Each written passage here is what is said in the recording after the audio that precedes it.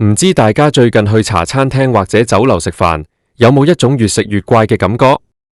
你入到一間望落去幾有歷史，或者裝修到好新潮嘅餐廳，坐低嗌咗個最經典嘅咖喱牛腩飯或者梅菜扣月飯。你張單先啱啱印出嚟，去咗個洗手間返嚟，或者只係撳咗2下電話，前後唔夠3分鐘，伙計就已經端端正正將一碟熱辣辣、冒晒煙嘅餸菜擺喺你面前。你嗰陣可能仲沾沾自喜，覺得呢間鋪頭嘅高效率真係體現咗香港精神，廚房師傅肯定手腳快到好似有幾隻手咁。但係當你拎起對筷子，夾起嚿肉放落啖口度，你就會開始覺得唔對路。嚿肉嘅質感軟綿綿到有啲唔自然，好似完全冇咗肉類原本應該有嘅纖維同咬口，個汁底色澤完美得好過分，閃閃發光。但係飲落去除咗死鹹、死甜同埋一陣好重嘅味精味之外，完全食唔到新鮮食材喺鑊入面爆香過嘅嗰種層次感。最重要嘅係，成碟餸完全冇咗香港人最講究嘅一樣嘢鑊氣。呢個時候，你望一望四周圍，發現隔籬台嗌嘅酸菜魚，對面台嗌嘅黃燜雞，全部都係以一種驚人嘅速度上台，而且每一碟嘅賣相、份量，甚至連嗰2塊裝飾嘅辣椒切出嚟嘅形狀，都好似用同一部機倒模出嚟咁。同大家揭開一個殘酷嘅真相，你啱啱用咗成70-80蚊，甚至過100蚊港幣，喺一間號稱每日嘗鮮嘅香港食肆入面，吞落肚嘅其實根本唔係咩廚房師傅嘅心血結晶，而係一包喺內地工廠條流水線上，可能喺半年前就已經包裝好，漂洋過海落到香港。再由一個連鑊都未拎過嘅廚房雜工，用微波爐或者熱水浸熱幾分鐘就展開倒出嚟嘅內地預製菜急凍包。冇錯，今時今日，內地預製菜已經全面攻陷咗香港嘅大小食肆，由街頭巷尾嘅茶餐廳、兩餸飯店、連鎖快餐店，到中高檔嘅酒樓，甚至係5星級酒店嘅婚宴大齋，全部無一幸免。我哋一班香港人，每日喺度捱緊全球數一數二貴嘅物價，承受緊高昂嘅生活成本，但係到頭來，我哋嘅核心飲食文化竟然被一包包充滿化學添加劑、防腐劑嘅急凍塑料袋徹底取代。好多人聽到預製菜呢3個字，可能一開始會覺得呢個咪即係以前我哋喺超級市場買到嘅叮叮飯，或者係急凍點心，有咩咁大驚小怪啊？香港人生活節奏咁快，食呢啲嘢食咗幾10年啦。如果你係咁諗，你就真係太過天真，完全低估咗依家內地預製菜產業嘅恐怖程度。以前我哋講嘅急凍食品，多數係加工到一半，例如急凍餃子、急凍燒賣，你買返屋企都仲要經過煮熟、調味嘅步驟。但係依家席捲香港嘅預製菜，英文叫做 ready to eat 或者 ready to heat，係已經完全煮熟、調好晒味、定好晒型嘅成品菜。呢啲預製菜係點樣做出去嚟嘅呢？喺內地一啲好似成個足球場咁大嘅食品加工廠入面，每日有成千上萬噸嘅食材入去。啲豬肉、雞肉可能係好幾個月前，甚至是1年前喺外國進口嘅急凍薑絲肉，解凍之後，經過大型機械切塊。為咗令到這些擺咗好耐嘅肉類保持水分，望落去飽滿，工廠會加入大量嘅保水劑、磷酸鹽，然後就是調味嘅過程。因為呢啲菜式要經過長途跋涉嘅運輸，仲要喺冷凍庫入面擺幾個月甚至1年。如果用普通嘅家庭調味方法，啲食物一解凍就會變到酸晒、臭晒或者色澤變黑。所以食品科學家就會喺入面落重料，工業用嘅增稠劑、色素、牛肉香精、雞肉香精、抗氧化劑，仲有數之不盡嘅防腐劑。你食到嗰種濃稠，好似好足料嘅醬汁，其實好多時只係化學變性澱粉配出嚟嘅膠狀物。你食到嗰種滑溜溜嘅牛肉，其實係用咗大量嫩肉粉同化學藥劑將肉類纖維破壞晒嘅結果。當呢啲食物喺工廠煮好之後，就會立刻進入零下幾十度嘅極速冷凍隧道，將佢哋鎖死喺最完美嘅工業賣相嗰一刻。接着用高密度嘅塑料袋真空包裝，一箱一箱，好似貨櫃淡運落嚟香港。當呢啲急凍包去到香港餐廳嘅廚房，個畫面真係諷刺到極點。以前一間茶餐廳嘅廚房最少要有個頭鑊、2鑊打荷、砧板，起碼4、5個大男人喺入面忙到滿頭大汗，斬雞、煨湯、拋鑊，控制火候。但係依家好多茶餐廳嘅廚房已經無晒爐灶，甚至連抽油煙機都唔使開得咁大，入面只係擺咗幾部大功率嘅微波爐，或者幾部好似暖奶器咁嘅恆溫熱水槽。當出面樓面叫一個柱侯牛腩飯，廚房個阿姐或者年輕小哥就由冰箱拎一包貼住簡體字標籤嘅牛腩包出嚟，扔落熱水度浸5分鐘。時間到，攞出嚟，用剪刀剪開個口，倒落個碟度，隔籬再滗一碗一早煮好嘅白飯，搞掂，出菜。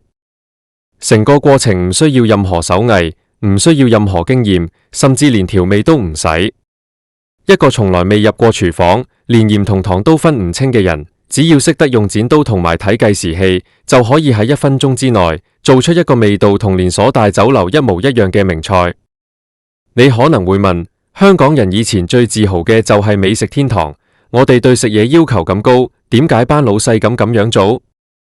點解香港嘅大大小小食肆會集體向內地預製菜投降？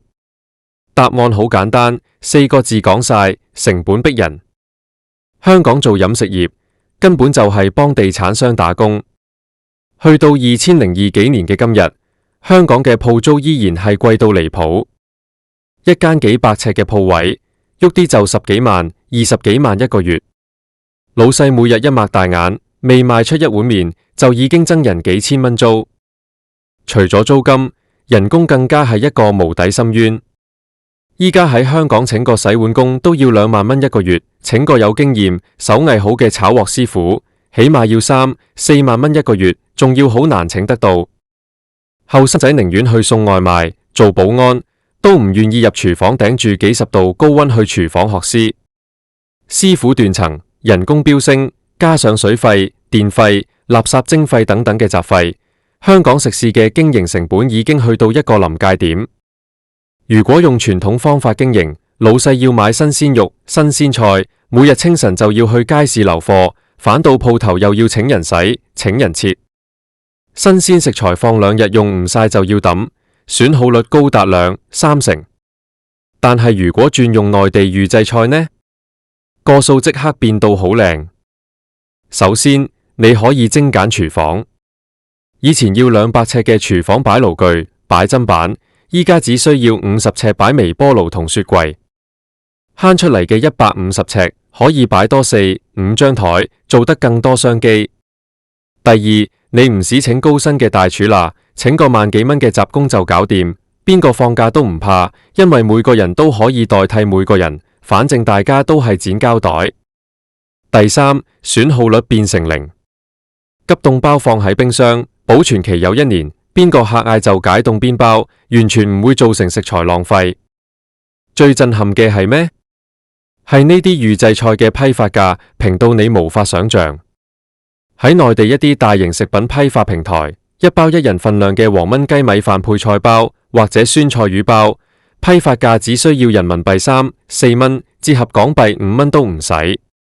就算加上冷鏈物流運到香港，成本可能都只係6、7蚊。一包6、7蚊港幣嘅預製菜，加個2蚊成本嘅白飯，配多杯成本1蚊嘅凍檸茶，成個餐嘅成本大約10蚊港幣。但係當佢擺喺旺角或者銅鑼灣嘅茶餐廳菜單上面，改個名叫做秘製秘方黃燜雞下飯菜，佢可以賣你幾多錢？78蚊再加收加一服務費。呢個中間嘅利潤差額有幾大？係高達幾倍，甚至10倍嘅利潤。面對咁恐怖嘅利潤誘惑，同埋高企嘅現實成本，你話有邊個餐飲業老細可以抵擋得住？於是由1間2間開始試用，到最後成個行業集體跟風。你有你堅持用新鮮肉炒，你成本要50蚊，賣80蚊蝕住做，隔籬鋪用預製菜，成本10蚊賣70蚊，賺到買幾層樓。劣幣驅逐良幣，最終嘅結果就係全香港嘅老細都一齊去剪膠袋。如果只係商業競爭，各取所需，可能大家頂多覺得呢個係時代嘅無奈。但係最令香港人生氣，最令我哋覺得難受嘅係，我哋身為消費者喺度捱緊最貴嘅物價，但係食落肚嘅竟然係最垃圾、對身體最有害嘅化學定時炸彈。香港人依家出去食餐飯，隨隨便便都要一嚿水。我哋返工辛苦賺錢，為嘅係咩？不外乎係想收工之後，或者放假同屋企人一齊坐低舒舒服服享受一頓熱辣辣、用新鮮食材烹調嘅美食。點知我哋俾緊全世界一流水準嘅價錢，得到嘅卻係第三世界工廠流水線產出嚟嘅工業廢料。呢啲內地預製菜急凍包對香港人健康嘅威脅係全方位、慢性嘅。首先就係極度嚴重嘅高鈉、高油問題。大家要明白，預製菜為咗掩蓋急凍肉類嘅雪味同埋木罪感，調味一定要做得極之重口味。一包普通嘅麻辣香鍋或者酸菜魚預製菜，入面嘅鈉含量往往已經超過咗世界衛生組織建議一個人每日攝取量嘅2倍。長期食呢啲嘢，高血壓、心臟病、腎衰竭呢啲慢性疾病，好快就會揾上門。依家香港人患上三高嘅年齡層越來越低，20幾30歲就開始食血壓藥。你以為真係因為工作壓力大？好大程度上係因為我哋每日都在不知不覺間吞咗好多工業鹽同化學調味劑落肚。第二就係化學添加劑同防腐劑嘅泛濫。喺內地，預製菜嘅食品標準雖然有，但係執行起來，特別係用嚟做長途運輸同長時間保存嘅產品，入面添加嘅化學物質種類多到你睇完個標籤會懷疑人生。焦磷酸鈉、山梨酸鉀、味精，15、10種不同嘅人工香精。呢啲嘢雖然喺國家允許嘅安全範圍內，但嗰個安全範圍係基於你偶爾食一次嘅假設。依家香港人係一日3餐，早餐食茶餐廳嘅預製沙爹牛肉麵，午餐食連鎖快餐店嘅預製咖喱雞，晚餐去酒樓食預製嘅梅菜扣月。當你長年累月、日日夜夜咁將呢幾十種化學物質堆積喺身體入面，你嘅肝臟同腎臟點樣去排毒？呢個咪就係點解依家越來越多莫名其妙嘅怪病，甚至癌症發病率不斷上升嘅隱形兇手。仲有，大家千萬唔好忘記一個被所有人忽略嘅恐怖細節：塑料袋高溫加熱。呢啲預製菜急凍包，大部分都係用聚乙烯或者聚丙烯等複合塑料包裝。工廠同你講，呢啲袋係食品級，耐高溫，可以直接擺落去100度嘅沸水入面煮，或者可以直接入微波爐。但係你真係信？喺香港各大茶餐廳嘅廚房入面，班伙計為咗快，往往會將個微波爐開到最大功率，或者將個水槽燒到滾一滾。喺這種高溫、高壓，而且食物本身含有高濃度油脂同酸性物質嘅極端環境之下，塑料袋嘅高分子結構真係可以100%穩定？無數嘅科學研究已經證實，塑料在高溫同油脂嘅共同作用下，會釋放出大量嘅塑化劑、雙份鋰以及數以億計肉眼睇唔到嘅微塑料。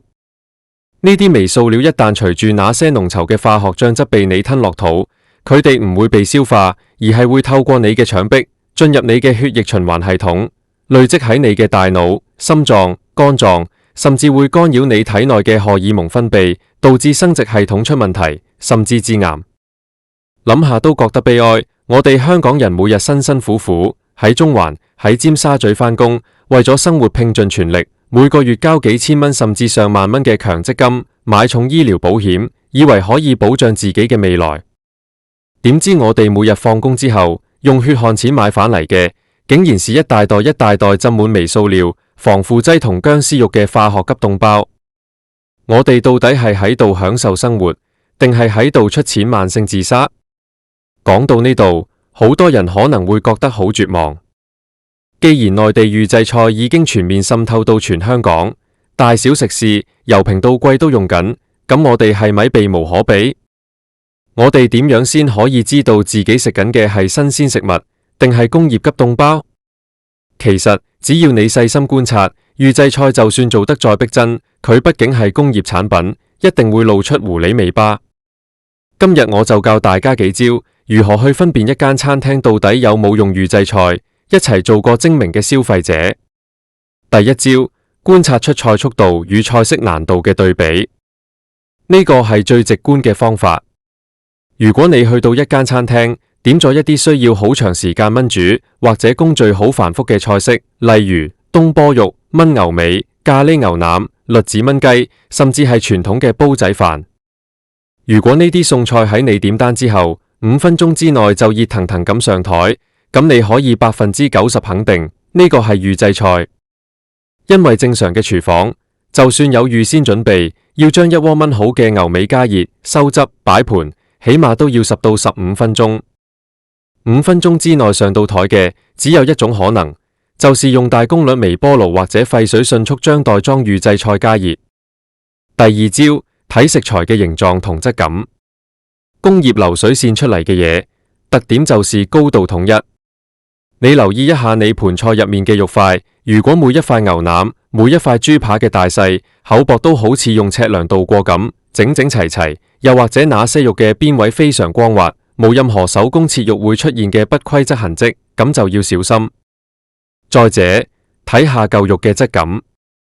預製菜嘅肉類因為加咗大量嘅嫩肉粉同化學保水劑，佢哋往往會呈現一種異常嘅嫩滑。例如，豬排食落去完全冇豬肉嘅纖維感，好似食緊啫喱咁；牛肉片滑到筷子都夾唔穩，但係咬落去完全冇牛肉嘅肉汁同味。相反，真正新鮮由廚房師傅親手切，用生粉醃製嘅肉類，食落去係有咬口、有層次、形狀有大有小嘅。第三招，品嘗醬汁與香氣。呢個係瞞唔到人嘅。預製菜嘅醬汁，為咗在長時間急凍後不出現油水分離嘅情況，工廠會加入大量嘅變性澱粉同增稠劑。所以，如果你發現你碟餸嘅汁底異常地濃稠、剔透，擺涼咗之後唔會出油，而係會凝固成好似啫喱咁嘅膠狀物，呢個必屬預製菜無疑。仲有，就是香氣。真正用火爆炒出嚟嘅餸菜，有一種叫做美拉德反應所產生嘅鑊氣，那是一種由高溫將油脂、豉油、蔥薑蒜嘅香味瞬間激發出嚟嘅獨特氣味。而預製菜只有一陣很重、很假嘅人工香精味。你食完之後，如果覺得條脷好乾、好苦，就算飲咗幾大杯水都化解唔到嗰種口乾感，那就是化學調味劑過量嘅典型症狀。第四招，留意菜單嘅重複性與多元化。如果你發現一間鋪頭明明只有1、2個伙計，但係本菜單竟然有成上百款菜式，由川菜嘅酸菜魚、粵菜嘅客家釀豆腐，到台式嘅滷肉飯，甚至連西式嘅紅酒燉牛肉都有，而且每樣都供應充足，你就要用腦諗下，一個正常嘅廚房要儲存幾多種新鮮食材，請幾多個不同菜系嘅師傅，先可以做到呢一點？答案係無可能。唯一嘅解釋就是佢嘅廚房後面擺咗好幾個大雪櫃，入面裝滿咗來自不同廠家嘅預製菜急凍包，邊個客嗌就開邊個包。面對呢場內地預製菜對香港飲食文化嘅降維打擊，我感到最痛心嘅唔單止係我哋健康受損、金錢被騙，更重要嘅係我哋正在親眼見證住香港數10年來引以為傲嘅飲食靈魂慢慢消逝。香港嘅飲食文化點解以前可以揚名海外？點解全界各地的旅客嚟到香港都要去體驗下我哋嘅茶餐廳、大排檔同埋粵菜酒樓？因為我哋講求嘅係真功夫，講求嘅係人情味同匠人精神。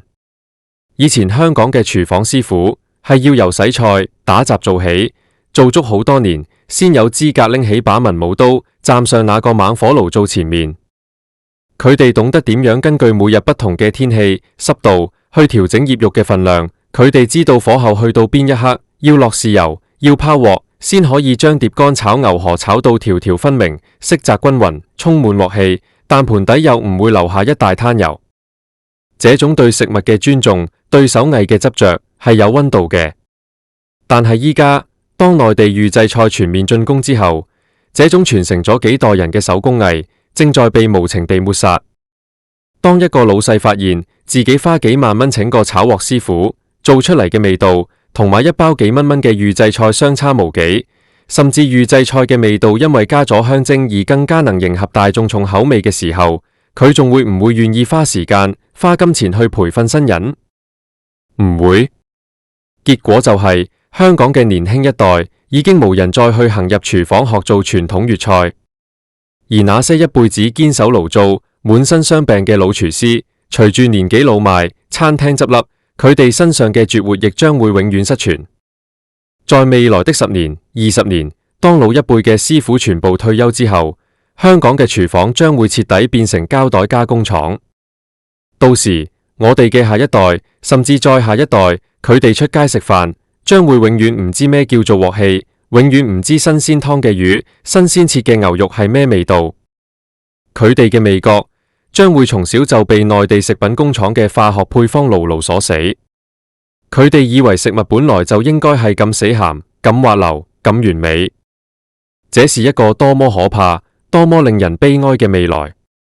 一個無咗獨特飲食文化、失去咗廚藝傳承嘅香港，仲憑咩叫自己做美食天堂？我哋同世界上任何一個只有連鎖快餐店、只有工業合成食品嘅毫無特色嘅現代城市，仲有咩分別？我今日同大家講咁多，揭露咁多黑幕，唔係想煽動大家集體絕食，亦唔係想一棍子打死所有飲食業嘅從業員。我知道喺依家這個艱難嘅經濟環境之下，好多本地小店嘅老細都生存得好痛苦，佢哋用預製菜，有時真係出於無奈嘅邊緣掙扎。但係作為消費者，我哋擁有全世界上最強大嘅武器，就是我哋銀包入面嘅銀紙，同埋我哋選擇嘅權利。如果我哋繼續保持冷漠，繼續對食物嘅質素採取求求其其、食得飽就得嘅態度，繼續盲目追求平價、快速，而去光顧那些公然用預製菜欺騙大眾嘅黑心食肆，咁我哋就等同於用自己嘅行動去支持緊這個劣幣驅逐良幣嘅惡性循環，親手將香港嘅飲食文化送上斷頭台。由今日開始，當你每一次出街食飯嘅時候，唔該開動你嘅味覺，用我教你嘅方法去細心品嘗，去認真觀察。如果你發現一間餐廳收緊你昂貴嘅價錢，卻擺明車馬用那些高鈉、多化學劑嘅內地預製菜急凍包去敷衍你，去謀取暴利，請你毫不猶豫地將佢列入你嘅黑名單，唔好再去消費，甚至可以喺網上分享你嘅真實食評，俾更多嘅街坊知道。相反，如果你喺條街度發現仲有一啲小店，佢哋嘅廚房依然傳出陣陣猛火拋鑊嘅聲音，你見到個師傅依然滿頭大汗咁喺入面斬緊新鮮燒味，你食得出佢碟牛柳絲真係有肉類原本嘅紋理同鮮味。就算呢間鋪頭嘅位置有啲隔涉，就算佢上菜慢少少，甚至價錢貴咗幾蚊，唔該大家盡你最大嘅努力，多啲去幫襯，用港幣去好好留住呢啲真正有良心、有堅持嘅本地食肆。香港人嘅尊嚴唔單止體現喺我哋嘅工作上，我哋嘅精神上，更體現喺我哋每日放入口嘅每一啖飯、每一口湯入面。我哋絕對不能接受自己一邊捱緊咁貴嘅物價，一邊乖乖地咁吞落那些充滿化學物質、毫無生命力嘅急凍工業垃圾。留住香港嘅味道，留住我哋美食天堂嘅金漆招牌，唔係靠政府嘅宣傳片，亦唔係靠旅遊局嘅口號，而是靠我哋每一個香港人，在每一次舉起筷子嘅時候，那一份對真材實料嘅堅持，同埋對劣質工業食品說不嘅勇氣。